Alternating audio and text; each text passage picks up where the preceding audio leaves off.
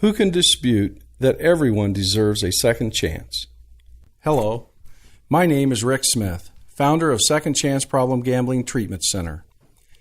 As a recovering compulsive gambler, I know only too well the perils of problem gambling and, more importantly, how to stop. If you are watching this presentation, then perhaps you or someone you know has a gambling problem. In any case, may I invite you to remain tuned in, and welcome. During our time together, I will speak briefly about Second Chance's treatment plan, and also about what sets us apart from other treatment venues. However, before continuing, I'd like to share my testimony with you about how I became a compulsive/problem gambler, how the illness had taken me to the very depths of despair, nearly resulting in my own self-annihilation, and finally, the measures I took to recover. In April of 1993, I moved to Las Vegas, Nevada from the Midwest with my wife of 13 years to accept a job in the healthcare industry. The position, I believed, was pivotal to my career as a registered nurse. Also, I believed the job might lead to owning my own healthcare business. Everything seemed great. A fantastic career move, a totally wonderful, loving wife. Vegas, nothing but blue skies and sunshine, or so I thought. After living here for a few months, I had started really to enjoy gambling, mostly the machines, and also some table games. By 1995, I knew my gambling had become irresponsible. The signs were all there. Committing risky behaviors such as lying to gamble, using money that was not intended for gambling, spending less time at home and at work, and more time gambling. Eventually, I owned my own healthcare business, which allowed me to set my working hours. My wife, who doesn't like gambling, would accompany me to the casinos, but only if it involved dinner, a movie, or a show. The conditions for gambling were ideal: flexible working hours, lots of time alone in the casinos, and readily available funds. Simply put, whenever I needed gambling money, I'd take it from the business, without my wife ever knowing. By the year 2000, my gambling had spiraled out of control. I spent on average 6 hours a day, 5 days a week, somewhere placing a bet. Also, I had lied to everyone who cared about me and harmed anyone who stepped in my path. My business had become little more than a cash cow to support my gambling habit. Soon, I had dug a pretty deep financial hole for myself. Because I had committed a crime to get money, I faced legal charges that could send me to prison, and restitution that threatened me and my wife with financial devastation. The state of Nevada was about to revoke my nursing license, which meant I could no longer earn my living from the very profession that had supported me for more than 30 years. I had hit bottom hard. As my world collapsed and burned around me, I found myself hurting most of all for my wife because I knew her life, as she had known it, was about to disintegrate, all because of my gambling. The self-loathing and remorse I felt had become unbearable. Gripped by panic and fear, I saw only one way out: my own death.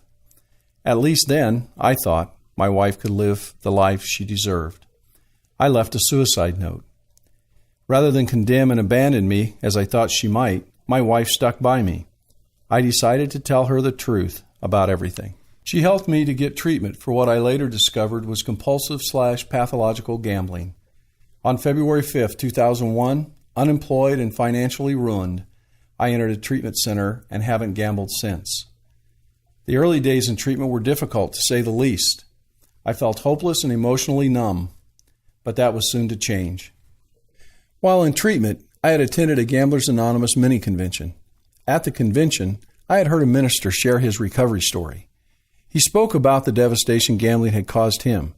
Amazing, I thought. He's telling my story. He shared about how he had stopped gambling and went on to rebuild his life. Suddenly, I felt hopeful. If he could do it, I thought, so can I.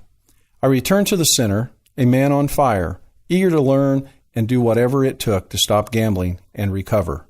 Flash forward 13 years, and I'm here to say my recovery from gambling has afforded me a life I once could only dream about. No longer do I need to escape into the fantasy world of gambling to deal with my problems. I am leading a happy, productive life, doing what I love most, helping others to stop gambling, recover, and live their lives joyous and free. My wife Diane and I have become closer. We love and appreciate one another more than ever before. We're looking forward to celebrating our 34th wedding anniversary. Today, my life brims with hope and possibilities, inner peace and contentment. And the same can happen for the problem gambler who is willing, truly willing, to abstain from the bet and do whatever it takes to recover. Now, I'd like to talk about Second Chance's treatment plan. It begins with an initial intake assessment by a licensed therapist or certified problem gambling counselor. The assessment includes testing to determine whether an individual meets the diagnosis of pathological gambling, as established by the American Psychiatric Association. As a sidebar, the APA's 9 symptoms of pathological gambling are posted on our website. Finally, we develop an individualized treatment plan that is based solely on the client's specific needs. During our remaining time together, I'd like to mention some factors that set us apart from other treatment venues. First, as a recovering compulsive gambler, I empathize at a very deep level with the problem gambler, which uniquely qualifies me to provide the kind of treatment and support he or she needs to stop gambling and recover. Next, Second Chance places a great deal of importance on providing a safe, confidential treatment environment. We hold everyone to the principle, who you see here and what you hear here stays here. All incoming clients are required to sign a confidentiality agreement before starting treatment. Further, because so many of our clients occupy positions of prominence in their respective work environments and or in the community at large, we go to great lengths to help ensure their anonymity. For example, we provide counseling sessions in their homes and or places of business. Finally, Second Chance schedules appointment times to accommodate our clients' needs. Well, it appears our time together has come to an end. In closing, I'd like to mention that Second Chance Problem Gambling Treatment Center's entire emphasis is on giving the problem gambler the tools he or she needs to live a happy, joyous, and free life. For, at the end of the day, isn't that what recovery is all about? Rick Smith here, saying farewell and thanking you for your time and attention. Please, feel free to contact me anytime.